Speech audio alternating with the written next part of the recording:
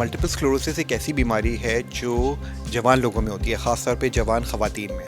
تو اس میں یہ ہوتا ہے کہ کبھی کبھی انسان کے اوپر یا خواتین کے اوپر، مردوں کے اوپر اٹیک ہوتے ہیں. اٹیک کا مطلب یہ ہے کہ ایسا حملہ ہوتا ہے جیسے کہ فالج ہو رہا ہے، تو آنکھ چلی گئی، ہاتھ کی کمزوری ہو گئی، پاؤں کی کمزوری ہو گئی.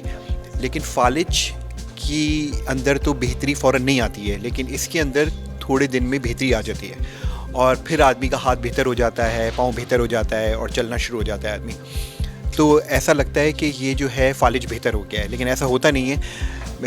ان لوگوں کو پھر دوبارہ یہ اٹیک ہو سکتا ہے، جسے ہم ریلیپسز کہتے ہیں. تو اس کے لیے اب بہت ساری دوائیاں آ گئی ہیں جو ملٹیپل اسکلیروسس کے اٹیکس کو بچاتی ہیں. مارکیٹ میں کم سے کم 10 قسم کی مختلف دوائیاں موجود ہیں جو اس کے اٹیکس کو بچا سکتی ہیں.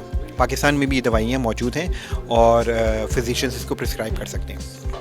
دوسری بات جو ملٹیپل اسکلیروسس میں امپورٹنٹ ہے وہ یہ ہے کہ ہاتھ اور پاؤں کی جب کمزوری ہو جائے یا بولنے میں تکلیف ہو جائے تو اس وقت فزیو تھراپی، آکیوپیشنل تھراپی اور اسپیچ تھراپی کا کام ہوتا ہے. اس کو ہم نیورو ریہیبلیٹیشن کہتے ہیں.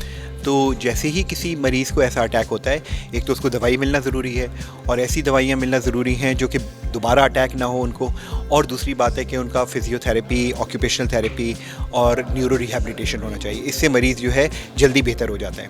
تو اگر کوئی ایسی چیز محسوس ہو جس سے جوان آدمی کا، جیسے کہ آنکھ ضائع ہو جائے اور وہ تھوڑے دن بعد واپس آ جائے، ہاتھ یا پاؤں میں کمزوری ہو جائے، بیلنس کی پرابلم ہو جائے، تو اس کو فوری طور پہ نیورولوجسٹ کو دکھانا چاہیے.